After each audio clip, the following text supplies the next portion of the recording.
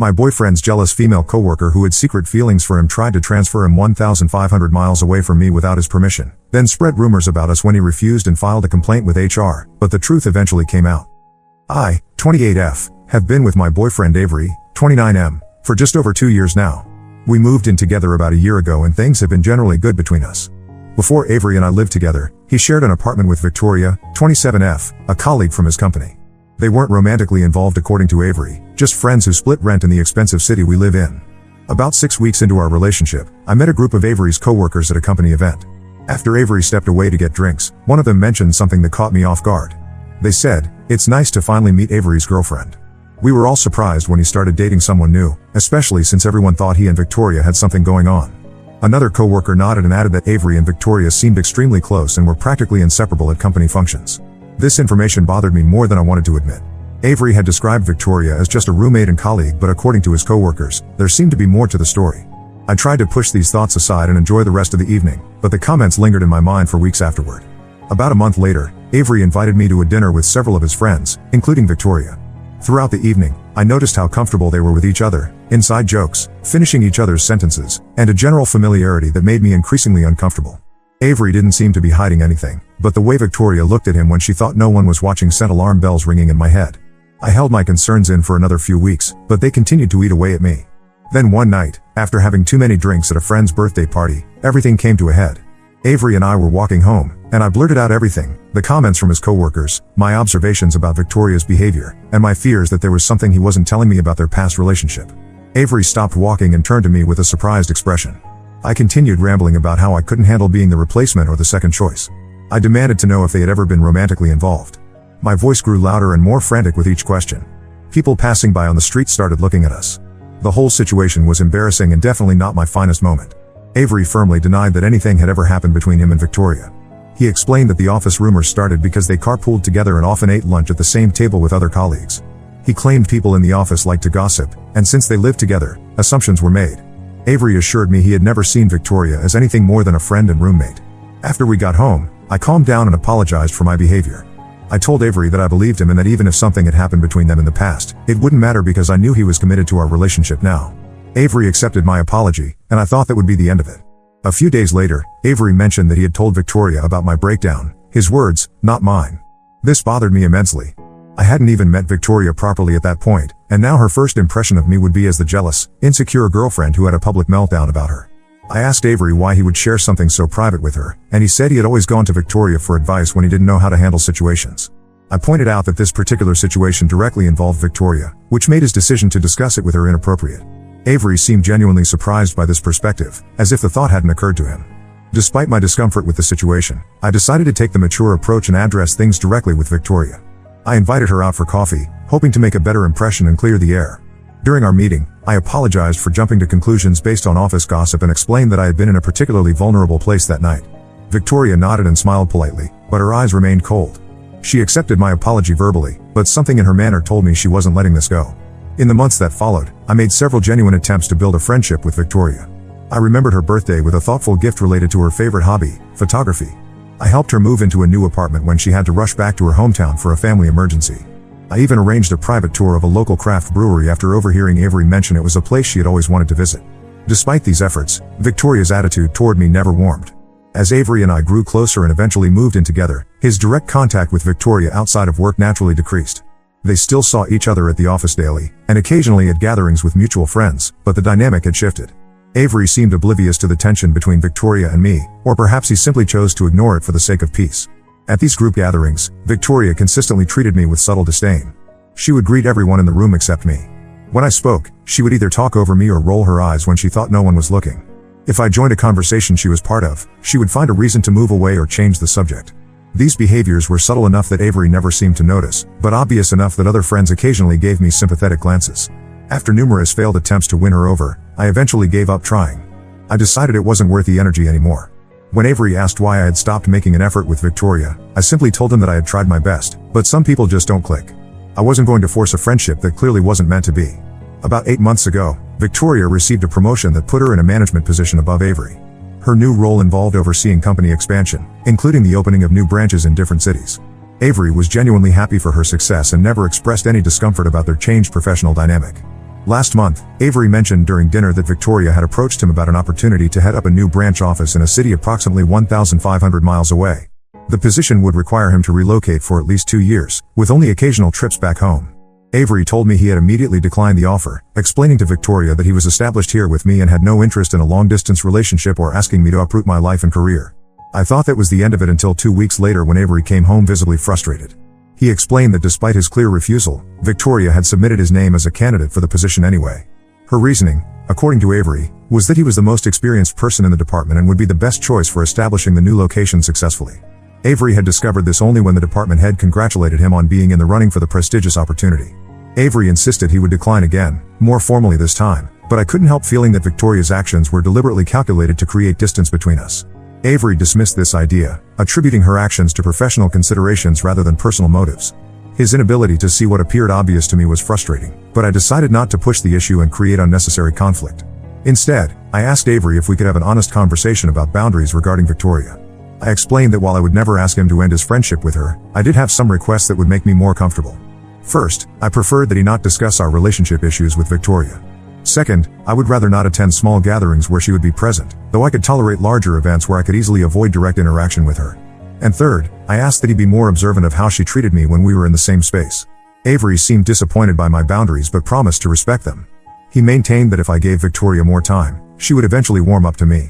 I reminded him that 2 years was plenty of time, and my extensive efforts to befriend her had gone unreciprocated. At this point, I was done trying. A week after our conversation, one of Avery's colleagues organized a department dinner to celebrate a successful quarter. Avery asked if I would attend with him, mentioning that Victoria would be there but so would about 15 other people. I agreed, figuring I could handle one evening in a large group. Before the dinner, I asked Avery to pay attention to how Victoria interacted with me but not to say anything to her about it. I wanted him to observe her behavior without her being on guard. When we arrived at the restaurant, Victoria greeted Avery with an enthusiastic hug but completely ignored my presence beside him. Avery gave me a subtle look that told me he had noticed. Throughout the meal, Victoria demonstrated her usual pattern of behavior, interrupting me mid-sentence, visibly tuning out when I spoke, and making dismissive gestures when I contributed to the conversation. Each time, I caught Avery watching these interactions with increasing awareness. During a moment when Victoria left the table, Avery leaned over and whispered that he could clearly see what I had been talking about and apologized for not noticing sooner. This acknowledgement meant more to me than he probably realized. As the evening was winding down, one of Avery's colleagues raised a toast to Avery's exciting new chapter and wished him luck with the move to the new branch location. Avery and I exchanged confused glances. Avery immediately clarified that he had declined the position and had no plans to relocate. There was an awkward silence before Victoria chimed in, saying that Avery was one of the top candidates and the decision wasn't finalized yet. Avery's expression hardened as he explained to the table that he had explicitly removed himself from consideration weeks ago. The implication was clear: Victoria had gone behind his back a second time, somehow convincing management to keep him in the running despite his refusal. We left the dinner shortly afterward. In the car, Avery was uncharacteristically quiet. When we got home, he finally spoke up. He admitted that he had been blind to Victoria's behavior and motives for too long. He said he now believed my suspicion that Victoria had feelings for him and was deliberately trying to create problems between us. The following Monday, Avery requested a department transfer to remove himself from Victoria's direct supervision. He also filed a formal complaint with HR about her professional boundary violations regarding the transfer situation. HR took the matter seriously, documenting the incident and launching an investigation into Victoria's conduct. Avery also began exploring job opportunities at other companies, recognizing that the situation with Victoria might make his current workplace uncomfortably tense moving forward. He apologized again for not seeing the situation clearly sooner and promised to be more aware of how his friends and colleagues treated me in the future. While the situation with Victoria remains unresolved, Avery and I have emerged from this experience with a stronger understanding and appreciation for each other. Avery now recognizes the importance of standing up for our relationship, and I appreciate his willingness to take action once he saw the truth of the situation. Update 1. First, thank you everyone for the supportive comments on my original post. The situation with Avery, Victoria, and me has continued to develop over the past few weeks, and not all of it in ways I expected. After Avery filed the complaint with HR about Victoria putting his name in for the transfer despite his refusal, things at his workplace became tense. Avery told me that HR called both him and Victoria in for separate meetings. During Avery's meeting, he laid out exactly what happened, how he had verbally declined the transfer opportunity when Victoria first mentioned it, then formally removed himself from consideration when he discovered she had submitted his name anyway, only to find out at the dinner that she had somehow kept him in the running without his knowledge or consent. HR took it seriously enough that they escalated the issue to senior management. 3 days after filing the complaint, Avery was called into a meeting with the department director, the HR representative, and surprisingly, the company's COO. They apologized for the confusion and assured Avery that his name had been removed from consideration for the transfer. They also informed him that they were taking his complaint about Victoria seriously and would be conducting a thorough investigation. Meanwhile, Avery went ahead with his request to transfer to a different department. His request was approved surprisingly quickly, and he was moved to a team that works on domestic projects rather than international expansion. This meant he would no longer report directly to Victoria, though they would still occasionally need to collaborate on certain projects. The first week after Avery's department transfer was relatively quiet. He said Victoria kept her distance at work, and they only interacted when absolutely necessary for professional reasons. I started to think maybe the situation would resolve itself without further drama. I was wrong. Last weekend, Avery received multiple text messages from mutual friends who still work directly with Victoria. Apparently, she had been telling people that Avery requested the transfer because he couldn't handle working for a woman and that his complaint to HR was a vindictive attempt to sabotage her career after she rejected his advances. She had effectively flipped the entire narrative, portraying herself as the victim and Avery as the aggressor. Avery was blindsided by this information. Several colleagues he considered friends were now giving him cold shoulders, having only heard Victoria's version of events. One friend, Marcus, was kind enough to warn Avery about what was being said. Marcus told Avery that Victoria had been particularly convincing in her story, even shedding tears during a team lunch while describing how betrayed she felt by Avery's actions. Avery immediately contacted HR again to inform them of this new development. The HR representative advised him to document all instances of defamation and assured him that this information would be added to the ongoing investigation. They also suggested Avery refrain from discussing the situation with other colleagues to avoid escalating tensions in the workplace. That same weekend, we were supposed to attend a birthday party for one of our mutual friends, Kate. We knew Victoria would likely be there, but decided to go anyway since it was a larger gathering where we could easily keep our distance. When we arrived, the atmosphere immediately felt awkward. People who had previously been warm and welcoming toward Avery now barely acknowledged him. A few gave me particularly cold looks, making me wonder what Victoria might have said about me as well. Kate, the birthday girl, pulled Avery aside about an hour into the party. I couldn't hear their conversation, but Avery's expression grew increasingly troubled. When he returned to my side, he suggested we leave early. Once in the car, he explained that Kate had reluctantly told him that Victoria had been spreading rumors not just at work but among their friend group as well. According to Kate, Victoria had told several people that I was unstable and pathologically jealous, referencing the incident from 2 years ago when I had questioned Avery about their relationship. She had also implied that Avery was unhappy in our relationship but felt trapped because we lived together. These rumors explained the cold reception we had received at the party. Avery was furious. He texted Marcus asking for the names of everyone at work who had heard Victoria's false narrative. Marcus provided a list of about a dozen people, including 2 senior managers. Avery decided he needed to address this situation more aggressively than simply waiting for HR to complete their investigation. The following Monday, Avery requested another meeting with HR and the department director. During this meeting, he presented text message evidence of the rumors Victoria was spreading both at work and socially. He emphasized that her actions had created a hostile work environment and were causing significant damage to his professional reputation and personal relationships. The HR representative and director appeared genuinely concerned by this escalation. They informed Avery that they would be calling Victoria in immediately for another discussion and would consider more serious disciplinary actions. They also offered to arrange a mediated conversation between Avery and Victoria to clear the air, but Avery declined, stating that he no longer felt comfortable being in a room alone with someone who was actively trying to damage his reputation. 2 days later, Avery received an unexpected email from the company's legal department requesting a meeting. I waited anxiously at home while he attended this meeting, worried about what new development might be occurring. When Avery returned that evening, he looked simultaneously relieved and troubled. The legal team had informed him that after reviewing all the evidence, they found Victoria's actions constituted workplace harassment and potentially defamation. They were preparing to issue her a formal warning and would require her to attend workplace behavior training. However, they also wanted Avery to sign a non-disclosure agreement regarding the entire situation.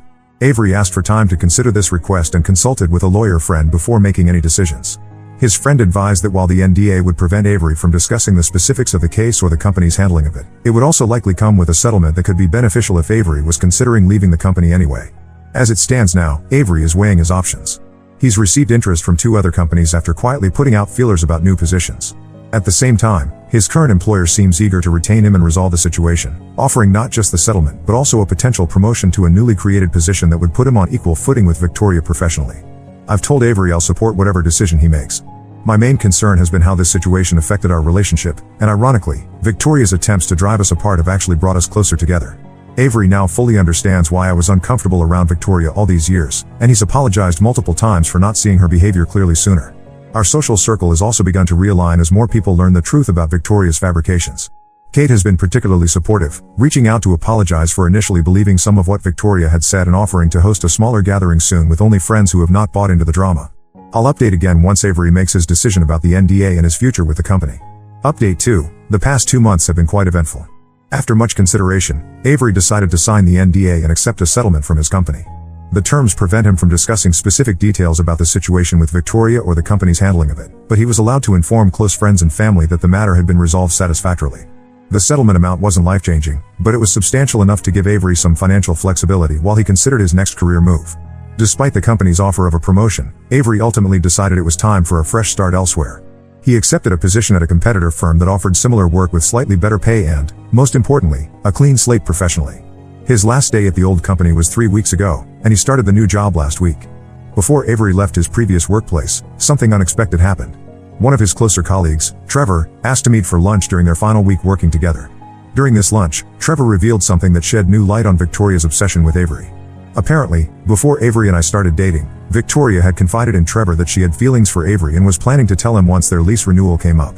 Her plan, according to Trevor, was to suggest they stop being just roommates and try dating. However, before she could execute this plan, Avery met me, and within a few months, he decided not to renew the lease with Victoria and instead moved in with me. Trevor explained that he never mentioned this to Avery before because he thought it wasn't his place to share Victoria's private feelings. However, after witnessing her increasingly destructive behavior and the damage it caused to Avery's reputation at work, Trevor felt he needed to come clean. He apologized for not speaking up sooner and admitted he should have said something when Victoria first started spreading rumors. This revelation confirmed what I had suspected all along. Victoria's hostility toward me wasn't just about a 2-year-old drunken incident. It was rooted in jealousy and unrequited feelings for Avery. When Trevor asked if Avery had ever suspected Victoria's feelings, Avery admitted he had been completely blindsided. He had always viewed their relationship as purely platonic and professional. As for Victoria herself, we've heard through mutual acquaintances that she received a formal reprimand from the company and was required to attend both harassment training and professional counseling. She was also removed from the expansion project and reassigned to a different area with less autonomy. There are rumors that she's looking for employment elsewhere now that her professional reputation has taken a hit, but nothing confirmed yet. Our social circle has largely settled as well. The friends who initially believed Victoria's lies have mostly come around after learning more details. Kate has been particularly supportive, organizing several gatherings that deliberately excluded Victoria to give everyone space to rebuild relationships without tension. A few people remain firmly in Victoria's camp, but they were never particularly close to either Avery or me, so their distance hasn't been a significant loss. Avery's new job has been going well so far. His new colleagues seem friendly and professional, and he's enjoying the challenge of learning new systems and processes. The company culture appears healthier, with less office politics and gossip than his previous workplace. Avery mentioned that his new manager has already expressed appreciation for his experience and ideas, which has helped boost his confidence after the difficult past few months. On a personal level, Avery and I have used this experience to have several meaningful conversations about communication and trust in our relationship. Avery acknowledged that he should have been more aware of how Victoria was treating me and taken my concerns seriously from the beginning. I admitted that I could have been more direct about my discomfort instead of trying to win Victoria over with gestures of friendship when my instincts were telling me something was off. We've also discussed boundaries regarding workplace relationships moving forward. Avery has promised to be more mindful about sharing details of our personal life with colleagues, especially when it involves disagreements or vulnerable moments. I've agreed to be more forthcoming about my feelings rather than trying to manage uncomfortable situations on my own. One unexpected positive outcome of this whole ordeal is that we've started discussing our long-term future more seriously. The possibility of Avery being transferred across the country forced us to consider what we would do if faced with geographic separation, and those hypothetical conversations evolved into more concrete discussions about where we see our relationship going. While we're not rushing into any major decisions, we've begun talking about the possibility of engagement within the next year. Overall, while the situation with Victoria was stressful and disruptive, I believe Avery and I have emerged stronger as a couple. We've learned important lessons about trust, communication, and standing up for each other that will serve us well moving forward. Avery has promised to update me if he hears anything more about Victoria through industry connections, but honestly, I'm hoping we can put this chapter behind us entirely and focus on building our future together. Update 3. It's been half a year since my last update, and I wanted to share what's happened since then, as this will likely be my final post about the situation with Avery, Victoria, and me. Avery has been thriving at his new company. Within 4 months, he was given additional responsibilities that came with a modest raise. His colleagues respect his expertise, and he's built positive professional relationships without the underlying drama that characterized his previous workplace. He often comments on how refreshing it is to go to work without wondering what new rumor or complication might be waiting for him. As for Victoria, we've managed to avoid direct contact with her, but we occasionally hear updates through our remaining mutual connections. About 3 months ago, she finally left Avery's former company. According to office gossip, she was passed over for a promotion she felt entitled to, which prompted her resignation. Interestingly, she didn't secure another position before leaving, which was unusual given her previous career-focused attitude. Last month, Kate ran into Victoria at a coffee shop downtown. During their brief conversation, Victoria mentioned she was taking time to reassess her career path and was considering moving to another state where her sister lives. Kate described Victoria as subdued and less confident than before, suggesting the professional and social fallout from her actions had taken a toll. While I don't wish hardship on anyone, there's a certain poetic justice in seeing natural consequences unfold. Our social circle has largely stabilized. Most of our mutual friends have maintained relationships with both Avery and me while distancing themselves from Victoria after learning about her behavior. A few people who were closer to Victoria than to us have drifted away naturally, which feels like a healthy separation rather than a dramatic falling out. The most surprising development came about 2 months ago when Avery received an email from Trevor, his former colleague. Trevor shared that he'd recently had dinner with Victoria, who had apparently done some reflection on her actions. According to Trevor, Victoria acknowledged that her feelings for Avery had clouded her professional judgment and damaged multiple relationships. She asked Trevor to pass along an apology to Avery, saying she wasn't ready to deliver it personally but wanted him to know she regretted her behavior. Avery read the email to me, and we discussed how to respond. Ultimately, Avery sent a brief, polite reply thanking Trevor for passing along the message and acknowledging Victoria's apology without explicitly accepting or rejecting it. He wished her well in her future endeavors but didn't invite further communication. This measured response felt appropriate, recognizing the olive branch without reopening a door we've deliberately closed. On a personal note, Avery and I have continued to strengthen our relationship. The challenges we faced with Victoria forced us to improve our communication and develop stronger boundaries as a couple. When disagreements arise now, we address them directly rather than letting them simmer, a valuable lesson learned from our experience. Last weekend, during a hike to a scenic overlook we visited several times throughout our relationship, Avery proposed. The moment was private and meaningful, exactly what I would have wanted. The ring he chose reflects my taste perfectly, nothing flashy or ostentatious, but thoughtful and elegant. We haven't set a date yet, but we're considering next fall for a small ceremony with close friends and family. As we plan our wedding, we've naturally discussed the guest list. Without mentioning Victoria by name, Avery brought up the question of whether we should invite any of his former colleagues. We decided to include only those who have maintained genuine friendships with us outside of the workplace context, which effectively excludes anyone who sided with Victoria during the conflict. Kate has enthusiastically volunteered to help with wedding planning and has already suggested several venues that would suit our preference for a low-key celebration. Her support throughout the Victoria situation has transformed what was once a casual friendship into one of our closest relationships. Looking back on this whole experience, I'm struck by how what seemed like a minor incident, my drunken breakdown 2 years ago, spiraled into such significant consequences for everyone involved. Victoria's inability to move past that moment and her unrequited feelings for Avery eventually cost her professionally and socially. Avery learned important lessons about recognizing manipulation and standing firm in his boundaries. And I gained confidence in my intuition and the value of direct communication. While I wouldn't wish to relive the stress and uncertainty of the past 2 years, I can appreciate how these challenges shaped us individually and as a couple. Avery and I have built a stronger foundation for our future together, with clearer communication, greater trust, and a deeper appreciation for having each other's backs when it matters most. Thank you to everyone who offered support and advice throughout this journey. Your perspectives helped us navigate a difficult situation and come out stronger on the other side. I won't be posting further updates about this specific situation, but I'm grateful for the community that helped us through it. Now let's move to the next story. Story 2. My husband chose his lying, cheating brother over me, until his ex-wife showed up and exposed his manipulative behavior. Hey Reddit, I could really use some advice. This whole situation has been building up for what feels like forever, and I'm not sure how much more I can take. It all revolves around my brother-in-law, Tim, 30M, and how things have spiraled out of control since he moved in with my husband, Matt, 32M, and me, 27F, after his divorce.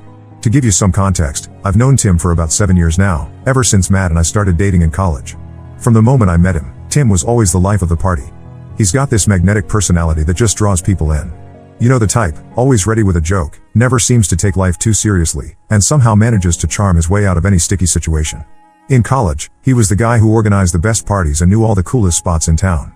Matt would often tell me stories about their childhood, how Tim was always getting into mischief but somehow never got in trouble because he could talk his way out of anything. Matt and Tim have always been close, despite their different personalities. Where Tim is all spontaneity and charm, Matt is steady and responsible. I fell in love with Matt precisely because of his stability and reliability. We met in our junior year of college when we were paired up for a group project in our business ethics class. I was immediately drawn to his quiet confidence and the way he always seemed to have everything under control.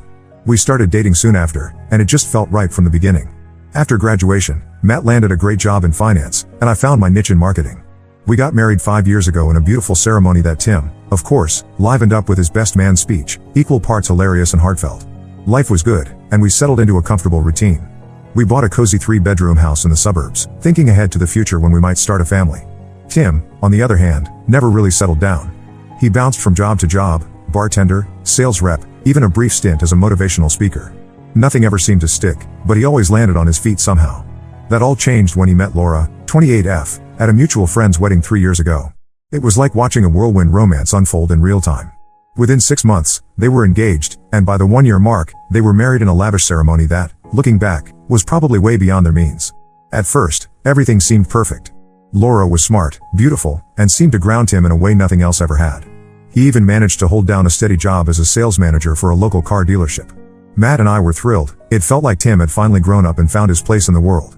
But about 2 years into their marriage, cracks started to show. Tim would call Matt more frequently, complaining about how Laura was nagging him or how she didn't understand his need for freedom. I remember one night when Tim showed up at our door, clearly drunk, rambling about how he felt trapped. Matt talked to him for hours that night, and I thought it was just a rough patch they'd worked through. Then, last year, the bomb dropped. Laura called Matt in tears, saying she'd found messages on Tim's phone proving he'd been cheating on her with not one, but 2 different women. One was a coworker, and the other was a regular at the bar where he'd picked up some weekend shifts. The family was in shock. Tim had always been a flirt, but no one thought he'd actually cheat. The divorce was ugly. Laura was, understandably, furious, and Tim's charm couldn't talk him out of this one. He lost his job at the dealership when his affair with the coworker came to light, and suddenly, the guy who always landed on his feet was in free fall. That's when Matt stepped in. He was devastated to see his brother like this and insisted that Tim move in with us while he got back on his feet. I had my reservations. Our house isn't huge, and I valued our privacy, but I could see how worried Matt was. Plus, I genuinely thought it would only be for a few months at most. Tim had always bounced back before, right? Wrong. It's been over a year now, and not only is Tim still here, but things have gone from bad to worse. He managed to get a job at a local bar, but he doesn't contribute a dime to rent or utilities. He claims he's saving up for his own place, but I have yet to see any evidence of that. Our guest room, which I used to use as a home office, has turned into a pigsty. Clothes strewn everywhere, empty beer cans piling up, and don't even get me started on the state of the guest bathroom. What's really starting to get to me is Tim's attitude. It's like he expects me to be his personal maid. He leaves dishes in the sink for days, never does his own laundry, and acts offended if I ask him to clean up after himself. I work from home 2 days a week, and it's become unbearable. He'll wander into the kitchen while I'm on a Zoom call, making noise and sometimes even trying to chat with me. The worst part is how it's affecting my relationship with Matt. We've started fighting more and more about Tim. Every time I bring up that it might be time for him to move out, Matt gets defensive. He keeps making excuses, saying Tim is still struggling with a divorce and needs more time. But how much time is enough? I'm starting to feel like a guest in my own home, tiptoeing around Tim's moods and messes. Last week was the final straw for me. Matt and I had a rare night out together, dinner and a movie, nothing fancy, just a chance to reconnect.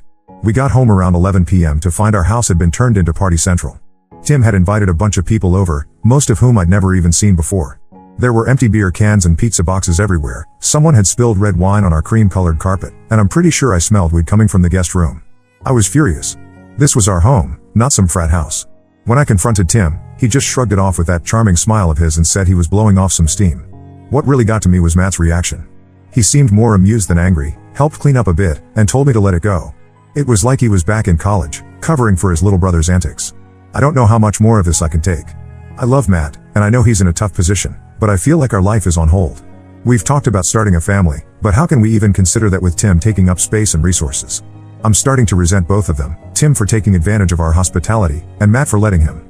I've tried talking to my friends about this, but they're divided. Some think I'm being too harsh and that family should always come first. Others are shocked we've let it go on this long. I'm at a loss.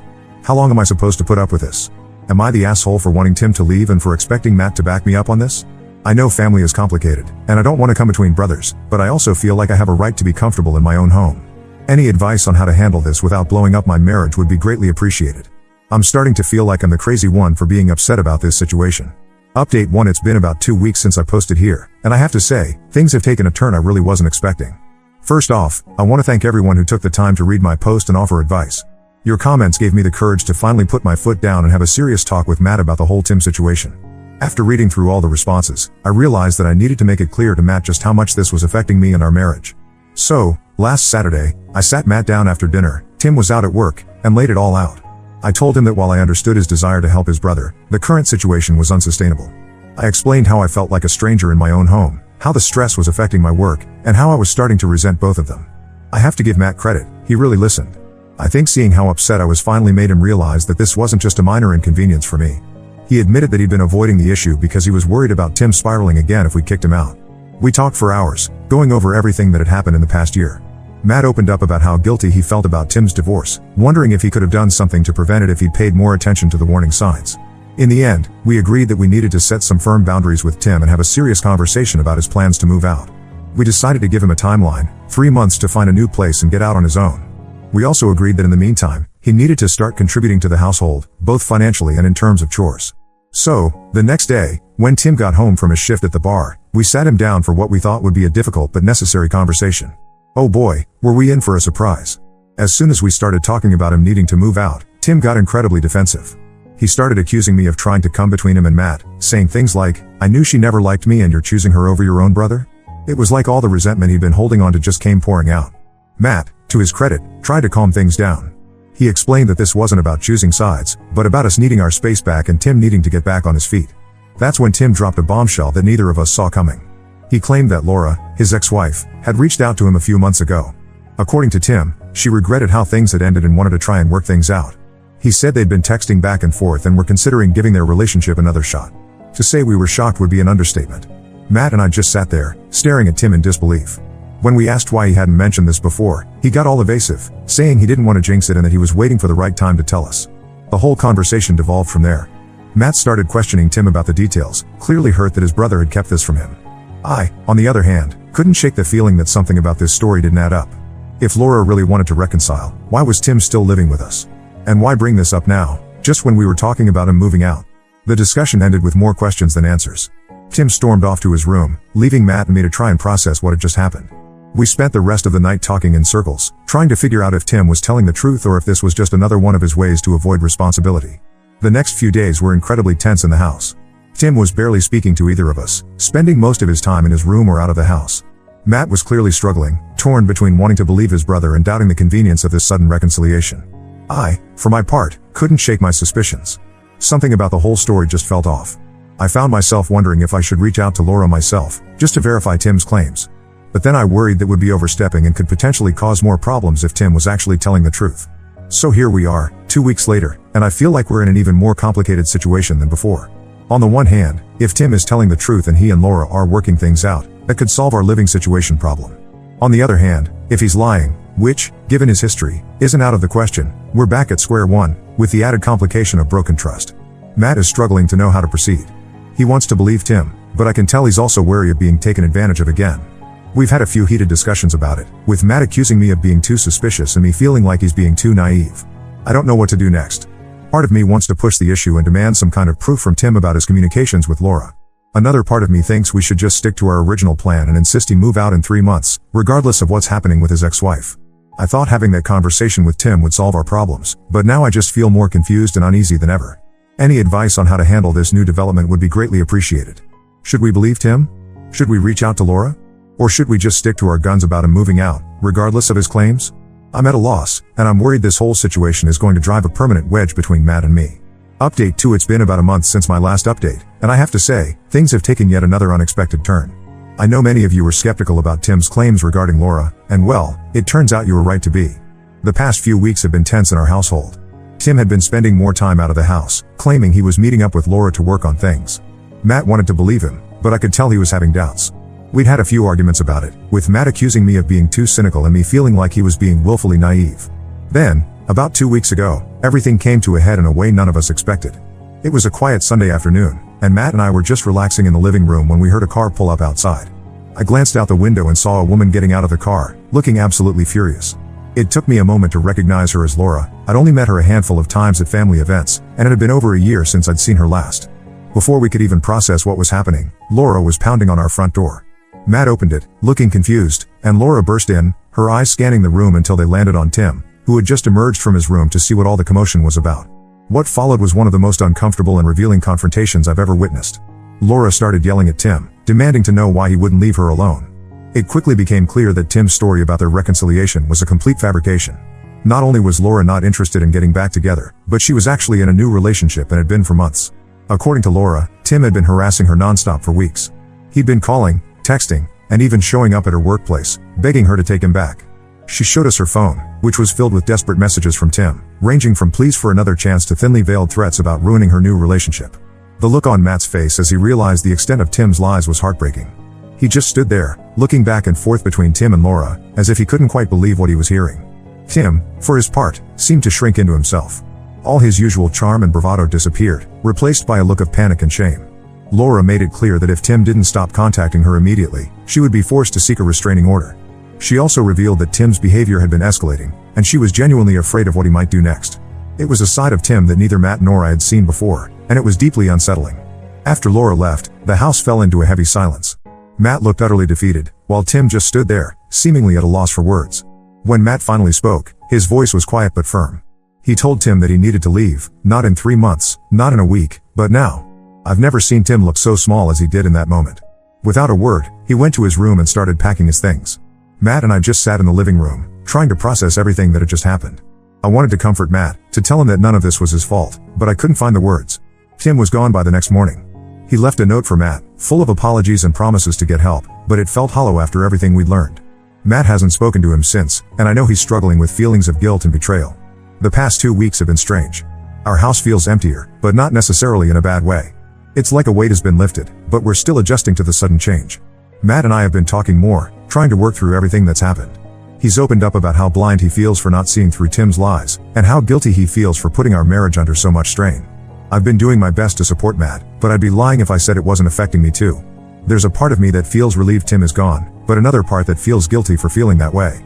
After all, he's still Matt's brother, and I know how much Matt cares about him. We've had some difficult conversations about boundaries and trust.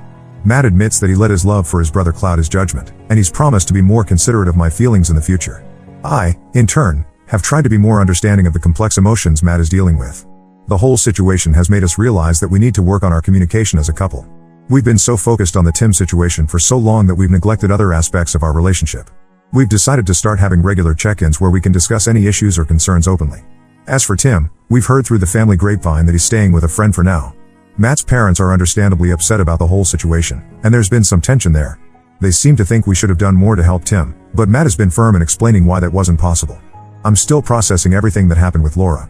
It's scary to think about how Tim's behavior had escalated, and I can't help but wonder if there were signs we missed.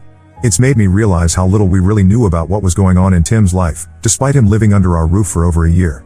Looking back, I can see how Tim's charm and Matt's loyalty created a perfect storm that allowed this situation to go on for as long as it did.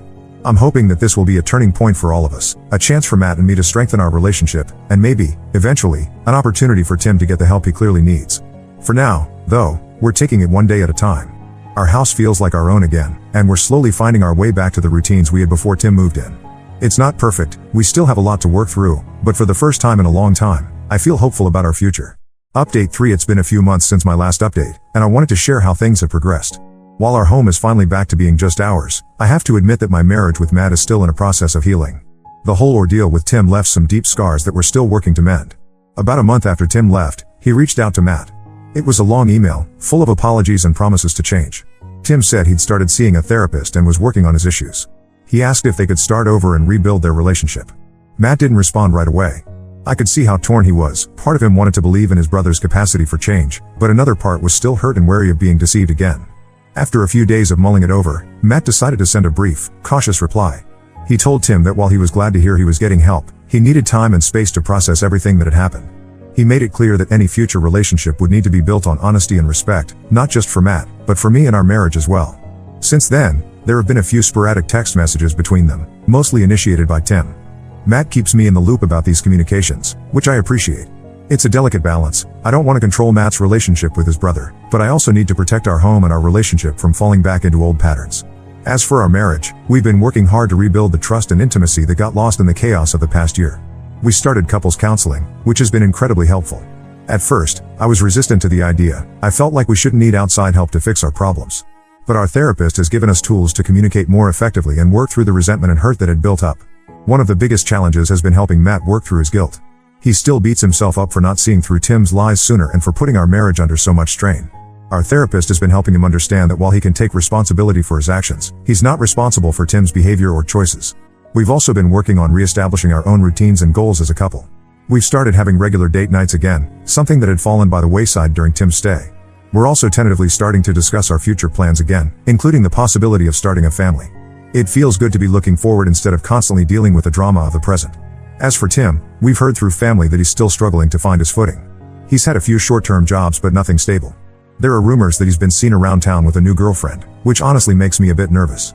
I just hope he's being honest with her about his past and his current situation. Matt's parents have come around somewhat.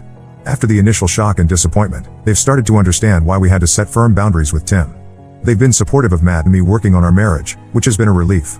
Looking back on this whole experience, I'm struck by how much it's changed us, individually and as a couple. There were moments when I wasn't sure our marriage would survive the strain, but in many ways, I think we've come out stronger. We've learned a lot about communication, boundaries, and the importance of putting our relationship first. That's not to say everything is perfect. We still have our moments of tension, especially when the topic of Tim comes up. But we're better equipped now to handle these challenges together. We're more honest with each other about our feelings and more willing to compromise. As we move forward, I'm cautiously optimistic. I know there will likely be more challenges ahead, especially as Matt navigates his evolving relationship with Tim.